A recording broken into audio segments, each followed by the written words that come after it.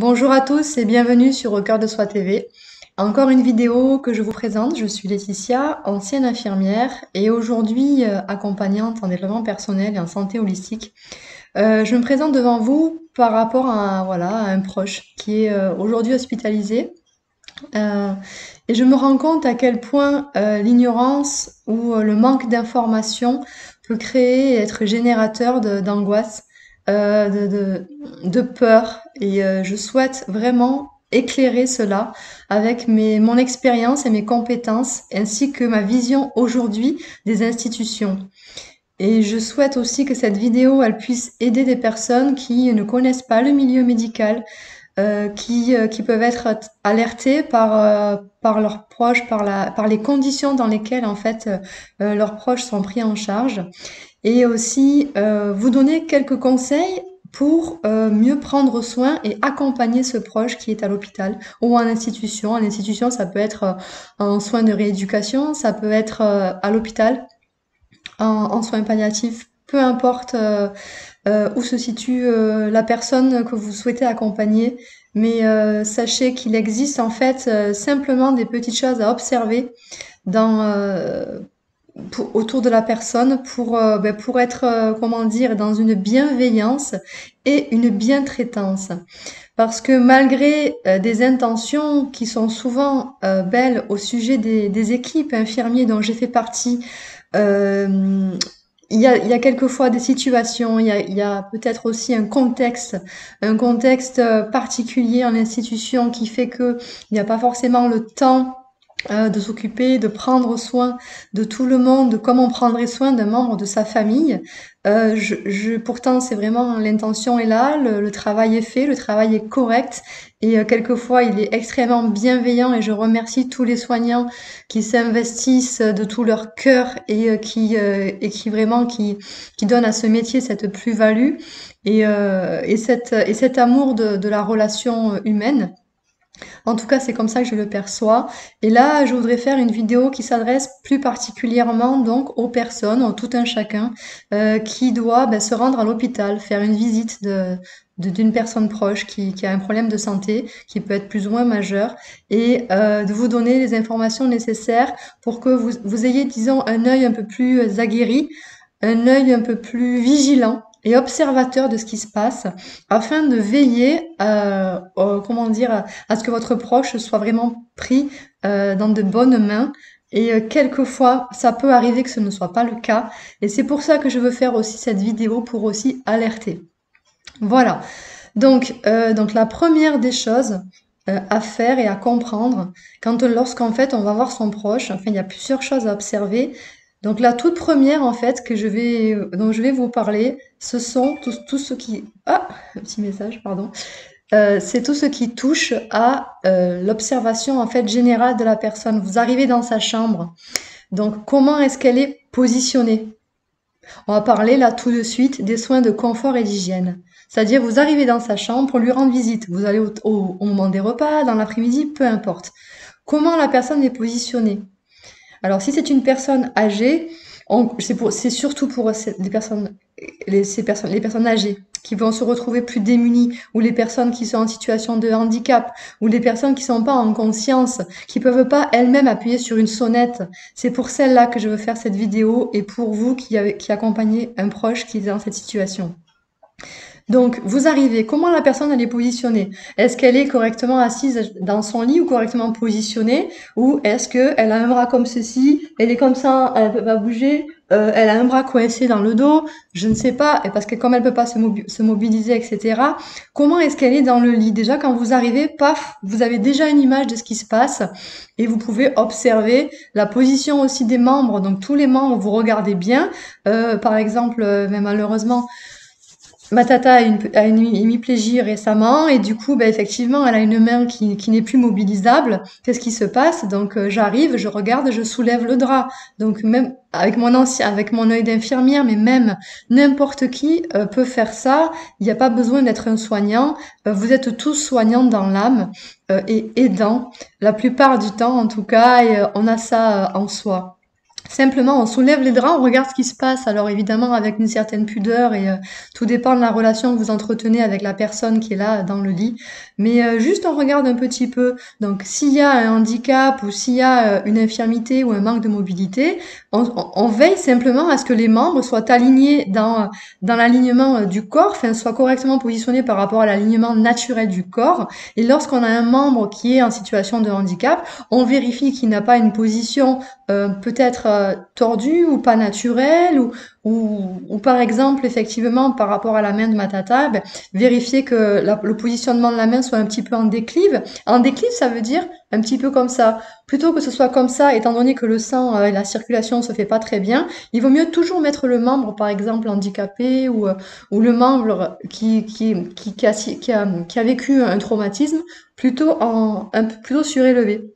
Donc hop, je soulève les draps, tac. Si je vois que une personne qui est effectivement une hémiplégie, elle a la main comme ça dedans et que personne, ne lui a mis la main simplement à plat, défaire les doigts.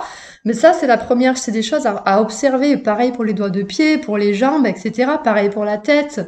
Si la personne elle est comme ça et qu'elle a son coussin qui est tout derrière, j'arrive, je lui rends visite, j'ose et j'y vais quoi. J'y vais, je vois si elle a pas trop de douleur, etc. Je lui remets son coussin.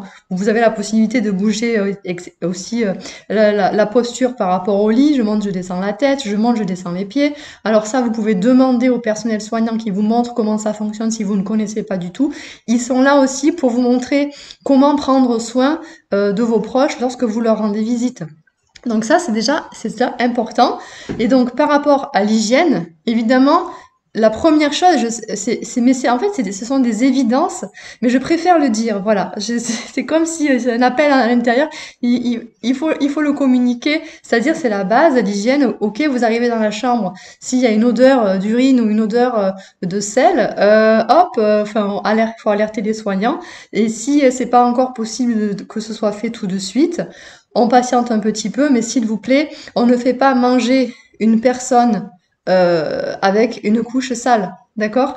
Personne n'a envie de manger, quelle est sa conscience ou pas sa conscience, c'est de la dignité, on parle de la dignité de l'être humain.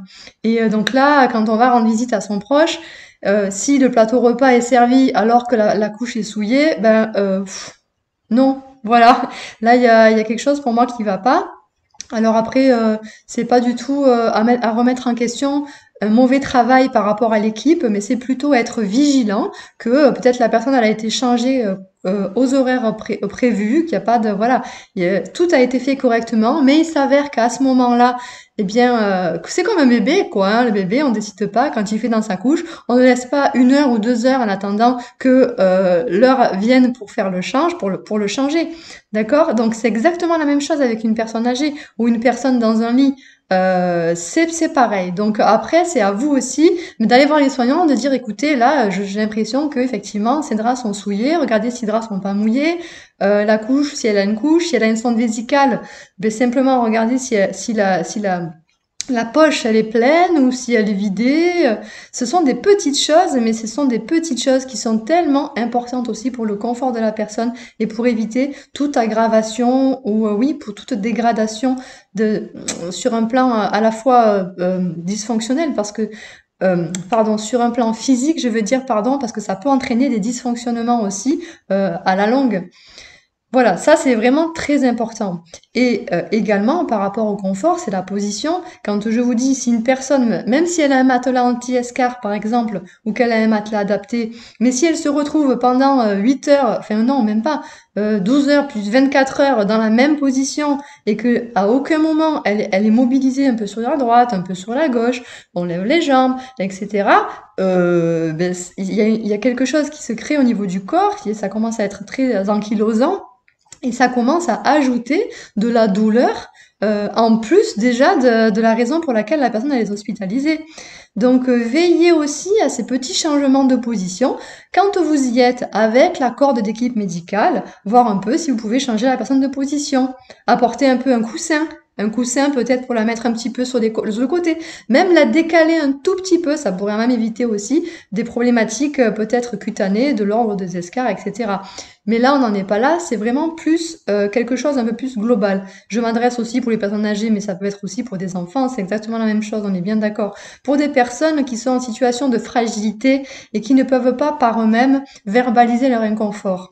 Donc c'est là où vous, les proches, vous avez un rôle à jouer, je pense que vous le faites déjà, et donc là je vous dis, c'est juste des conseils que je donne par rapport à mon expérience, et voilà, j'espère que ça vous aidera. Donc on en est sur l'hygiène et soins d'hygiène et soins de confort. Ensuite, on va passer à l'alimentation et à l'hydratation. C'est pareil, à chaque visite, quand vous allez voir votre proche, une fois que vous avez fait ce constat-là déjà de base, vous regardez par rapport à l'alimentation. Est-ce qu'elle a mangé? Le mieux, l'idéal, évidemment, c'est d'être présent au moment des repas. Alors ça, c'est vraiment, c'est stimulant tout simplement en fait. Lorsque l'on est amoindri, lorsque l'on est affaibli dans un lit d'hôpital, une visite, même si elle est d'une demi-heure, elle vous donne en fait un élan de vie, elle vous donne de l'énergie, elle vous transmet quelque chose de positif. Et si elle est faite au moment des repas, je trouve que c'est plus judicieux parce que la personne, du coup, elle est stimulée par une personne qu'elle aime, enfin la plupart du temps, hein. Je pense que vous n'allez pas voir un proche si vous n'avez pas trop d'affinité avec. Mais là, je pense vraiment aux personnes que vous aimez et être là pour les stimuler pour les repas. Et bien peut-être qu'elles prendront 2 cuillères de plus ou peut-être 3. Enfin voilà, peut-être qu'avec vous, eh bien, elles seront plus enclins euh, à manger un petit peu plus, peut-être un peu plus à boire parce que c'est vous qui lui proposez à boire. Alors à boire ou de l'eau gélifiée selon les capacités de déglutition de la personne. Ça aussi, c'est à voir avec l'équipe soignante. Parce que selon les personnes, il y a des risques de fausse route, donc il faut faire très attention aussi à ça. Mais là aussi, l'équipe soignante peut vous aider tout simplement pour vous donner des petits conseils de base, comment faire pour donner à manger à une personne qui a des troubles de la déglutition, par exemple, quand le repas est mixé. Ou si c'est une personne qui s'est juste cassé un bras, là, il n'y a pas de souci, mais c'est un moment de partage et d'échange, et c'est souvent favorisé, en tout cas, favorable, pardon, votre présence pour la reprise d'une alimentation, la reprise d'un transit normal, et donc la reprise de la vie, de la vie et d'une santé un peu plus optimale. Voilà. Donc ça, c'était par rapport à l'alimentation. Veillez aussi, alors ça c'est important, pour les personnes qui sont diabétiques par exemple, eh bien veillez à ce que vos parents, enfin votre proche, a un plateau de diabétiques. Parce que ça peut arriver, on se trompe, l'équipe soignante, voilà, elle a aussi, elle fait comme elle peut, mais à des moments, ça peut arriver de se tromper. Donc, si vous êtes sans sel, si vous êtes diabétique, si vous avez des problématiques particulières et un régime particulier, vérifiez lorsque vous allez visiter votre proche que ce soit respecté. Voilà, ça aussi, c'est important lorsque vous allez les voir. Concernant l'hydratation, c'est aussi très important l'hydratation, d'autant que la personne elle est alitée, qu'elle peut pas vraiment se mobiliser. Alors l'hydratation, si elle peut pas se faire par voie orale, mais qu'elle peut se faire par perfusion, ce qui est souvent le cas, et bien là, en fait, ce que je conseille, c'est bon, c'est pas votre métier, par contre, à ce niveau-là, de toucher quoi que ce soit au niveau des traitements ou au niveau de la perfusion, mais simplement d'être vigilant par rapport à la position de la perfusion. Déjà, d'une part, c'est-à-dire que si votre proche a été piqué, par exemple, au pli du coude, alors là, hop, vous voyez pas, je vais faire de l'autre côté, que par exemple la perfusion est ici, que votre proche a toujours le bras comme ceci, et bien après, à vous peut-être simplement, lorsque vous êtes présente, de le positionner un petit peu autrement. Voilà, de vérifier au niveau par exemple de la perfusion, il y a des petites bonbonnes dans lesquelles il y a des traitements qui sont donnés. Il y a également de l'hydratation dedans avec des ions qui permettent aussi un apport, on va dire, nutritif, alors pas complètement nutritif, mais déjà un apport avec des traitements à l'intérieur et il y a une hydratation du coup dedans. Donc si la personne, par exemple, elle ne boit pas et qu'en plus elle a une perfusion mais qu'elle a le bras plié, ça ne passera pas. Et l'infirmier ou l'aide-soignant ne passe pas 50 fois dans la journée dans la chambre de votre proche. Donc, quand vous êtes là, si vous pouvez, vous, avoir cet œil aguerri et observer est-ce que la perfusion passe, est-ce qu'il y a des petites gouttes, stoc, stoc, stoc, qui descendent dans le goutte à goutte, ça, c'est important. Vérifiez aussi que la bonbonne qui est là, elle ne soit pas vide. Ça aussi, c'est important parce que lorsque la bonbonne elle reste vide pendant ça s'appelle un soluté. J'essaie de vulgariser un petit peu les choses pour les rendre plus simples et plus abordables. Lorsque le soluté ou donc la bonbonne avec le contenant est vide, ça c'est pareil. Soyez-y vigilants. Et si c'est le cas, vous pouvez contacter aussi l'équipe soignante. Pourquoi? Parce qu'en fait, au plus, si vous voulez, on laisse une perfusion vide, ce qui va se passer, c'est que la perfusion, c'est quand même une voie d'accès facilitée pour donner un traitement à une personne qui ne peut pas encore le prendre par voie orale, ou ça peut simplement complémenter ou voilà, permettre en fait un traitement en plus qui va avoir une action beaucoup plus rapide et beaucoup plus efficace qu'un traitement pris par voie orale. Donc, ce qui va se passer, c'est qu'en fait, malheureusement, la veine, si elle n'est pas en continu traversée par un liquide, elle peut tout simplement se boucher, s'obstruer. Et dans ces cas-là, pour votre proche, qu'est-ce que ça veut dire? Ça veut dire que le traitement ne passe plus, ça veut dire qu'il n'est plus hydraté, ça veut dire que s'il a mal ou qu'il a des douleurs, on ne pourra pas lui faire une perfusion, une injection à ce niveau-là. Évidemment, qu'est-ce que ça veut dire aussi? Ça veut dire qu'on va le reperfuser. Donc le reperfuser, ça veut dire lui refaire mal, parce que perfuser une personne, si on peut garder au maximum la même voie, la même perfusion pendant tout le séjour, enfin normalement on dit qu'on les garde à peu près 7 jours, mais selon le capital veineux des gens, on peut pas, des fois on peut pas. Donc si on peut éviter quand même de reperfuser votre proche, alors qu'en fait il suffit simplement d'être vigilant au niveau du soluté de la bonbonne, voilà. C'est une petite chose à savoir aussi, ça c'est un petit toc, quand vous allez checker un petit peu comment ça se passe, eh bien ça c'était quelque chose à observer. Après vous pouvez simplement dire aux soignants, excusez-moi, j'ai l'impression que la bonbonne est vide, est-ce que c'est normal, est-ce qu'on pourrait la changer? Alors normalement elles sont réglées de façon à ce que, si vous voulez, à chaque passage, elles puissent être changées et que tout le produit est passé. Elles sont vraiment réglées en fonction de ça, mais malheureusement, comme je vous dis, en fonction de la position de la personne, en fonction du capital veineux de la personne, en fonction du réglage, des fois ça va être un petit peu plus rapide ou peut-être un peu plus lent. Donc du coup, voilà, c'est juste être vigilant. Normalement, c'est cadré par l'équipe médicale, paramédicale, mais au cas où, un petit œil sur la perfusion, ça peut être intéressant. Ça, c'était une autre thématique. Alors, maintenant, nous allons parler de quoi d'autre? J'ai tout noté sur mon petit tableau en face de moi. Très important aussi, la douleur. Alors, là, par contre, je suis pas intransigeante, mais si, c'est un petit peu ça. À l'heure actuelle, avec tout ce qu'il existe, votre proche doit avoir une douleur plutôt faible. Voilà. Il y a des équipes pour la douleur. Si les antalgiques, c'est-à-dire les traitements pour la douleur qui y ont été donnés, ne suffisent pas, il y a des équipes dans les institutions, à l'hôpital notamment, surtout à l'hôpital, qui peuvent prendre un relais et gérer la douleur. Alors ensuite, là je parle pas peut-être des douleurs chroniques, là je parle plus des douleurs aiguës. Parce qu'il arrive malheureusement qu'à des moments, on n'arrive pas non plus à gérer toutes les douleurs selon la chronicité et l'évolution de certaines maladies. Mais en tout cas, sachez que c'est très important. Votre proche peut avoir des traitements pour soulager sa douleur et qu'il existe toujours des solutions. Mais n'hésitez pas à en parler. Si votre proche ne peut pas parler, ne peut pas verbaliser, s'il peut faire un geste, voyez avec lui, essayez d'entrer en communication avec lui ou avec elle, enfin votre proche. Si, par exemple, il pourrait vous serrer la main pour vous dire oui ou pour vous dire non, lâchez la main par exemple. Vous pourriez convenir d'un geste simplement. Mais si la personne ne parle pas vraiment, si vous pouvez pas vraiment rentrer en contact avec elle, peut-être parce qu'elle a une démence ou je ne sais pas, eh bien regardez le faciès, le visage de la personne. c'est un petit peu comme nous. Voilà, enfin, vous avez mal. Comment est votre visage en fait?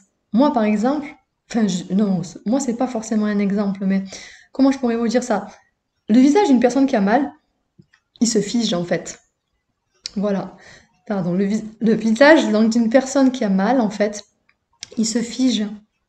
Il devient comme ça. Là, vous voyez, il y a la ride du lion là qui commence à se former. On fait comme ça. La personne est comme ça. Elle commence à se tendre et finalement, au mouvement, elle peut se mettre à peut-être à émettre des sons de douleur, hein, voilà, clairement, si la verbalisation n'est pas possible. Il y a aussi le changement de la couleur de peau, c'est-à-dire la personne, elle peut devenir blanche ou grise parce qu'elle va pas bien, parce qu'elle a mal, d'accord? Donc ça aussi, être vigilant par rapport à la douleur, c'est important. Alors, des fois, la douleur, elle vient juste par rapport au positionnement. Changer de position permet d'alléger cela, mais sinon ça peut être aussi une douleur par rapport à ce qu'elle a, le traumatisme qu'elle vit parce qu'elle est hospitalisée, donc ou elle est en institution, donc il faut voir un petit peu où se situe la douleur. Si on peut la localiser, c'est encore mieux. Mais voilà, la gestion de la douleur, c'est très important aussi quand vous allez visiter vos proches. Si vous constatez qu'il y a une douleur, qu'il y a quelque chose qui ne va pas, que vous sentez une gêne chez votre proche, donc n'hésitez pas à en parler au personnel soignant et que les choses soient actées. C'est-à-dire que vous pouvez en parler le lundi, le mardi, vous en reparlez, vous retéléphonez, vous voyez si ça a avancé. N'attendez pas le vendredi pour vous dire alors est-ce que vous avez trouvé une solution? Non, parce que pendant ce temps-là, votre proche il souffre. Alors la plupart du temps, les soignants s'en rendent compte avant et mettent en place un traitement, mais je pense plus, voilà, il y a des personnes aussi qui sont pas forcément aussi sensibles aux antidouleurs. Donc c'est bien aussi si la famille derrière, eh on rajoute un petit peu quelque chose, on rajoute une information supplémentaire. Et même si elle est liée à de l'émotionnel ou à une angoisse personnelle, c'est pas grave. Je pense qu'on peut vraiment lutter contre la douleur et améliorer les choses. Donc et puis les soignants, ils sont vraiment aussi là pour ça. Il y a une empathie, il y a une prise en considération, mais j'entends aussi que c'est une usine à des moments et qu'ils peuvent pas être partout à la fois. Ce sont aussi des êtres humains, ils ont leur propre historique et à un moment donné, il y en a qui se détachent un petit peu aussi de cette empathie naturelle parce que c'est trop difficile. Parce que accompagner des personnes toute la journée, des familles, à un moment donné, ben, il y a quelque chose peut-être qui se ferme. Euh, c'est pas du tout un jugement, pas du tout. C'est plutôt une compréhension et c'est pour cela en fait que les proches sont tellement importants lorsqu'il y a quelqu'un d'hospitalisé ou en institution. Ils sont aussi là pour un petit peu réveiller les choses lorsque les choses sont endormies. Et après, il y a des services où vous avez vraiment rien besoin de dire ou de faire. Tout est géré et harmonisé de façon vraiment optimale pour votre proche. Voilà, donc ça c'était un point que je voulais aborder avec vous. Ensuite, il y a encore des points, c'est pas fini. Important aussi, c'est la surveillance de l'état cutané. Alors c'est très facile ça. Pourquoi je vous dis ça? Parce que malgré tout, quand vous n'êtes pas là et que votre proche il part faire une radio ou un scanner ou un IRM ou je ne sais quoi, ou que vous y êtes pas allé pendant 2-3 jours, simplement être vigilant aussi l'aspect cutané, c'est-à-dire tiens là il y a un hématome en plus, c'est bizarre, tiens là il a une plaie, qu'est-ce qui s'est passé? Ah là vous l'avez reperfusé, mais pourquoi vous l'avez reperfusé? Simplement un petit peu s'interroger sur qu'est-ce qui s'est passé. Pourquoi? Parce que pour être vigilant, de voir si la personne elle est bien traitée. Et si jamais il y a un hématome, ça peut arriver, on bouscule la personne, il y a un changement de brancard, ça peut arriver, surtout sur des personnes dont le capital vasculaire est assez fragile.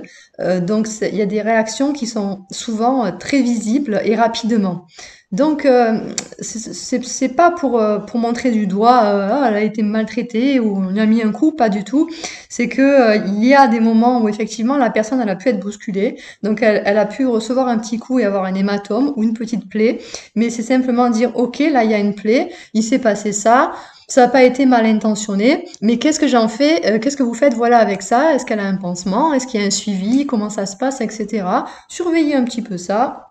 Ça aussi, c'est quelque chose qui est bien, qui est à faire. Voilà, et que je conseille.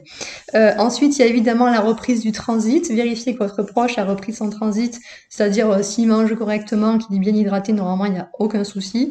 Maintenant, il faut être vigilant aussi par rapport à ça. S'il y a une constipation, ça peut aussi dégénérer assez rapidement. Donc, veillez aussi à ça. N'hésitez pas à poser des questions à l'équipe soignante, qui est là aussi pour répondre à vos demandes et à vos interrogations. Ce que je voulais vous dire aussi, qui était important pour moi, ah oui, bah alors après, c'était plus par rapport aux mobilisations, c'est-à-dire si votre proche est alité pendant longtemps, ayez à l'esprit que être alité, c'est pas naturel. Ça, voilà, c'est une évidence. Donc nous avons besoin de nous mobiliser. Donc renseignez-vous par rapport à la mobilisation. Donc ça, c'est important. C'est-à-dire, est-ce que mon proche, il a de la kiné?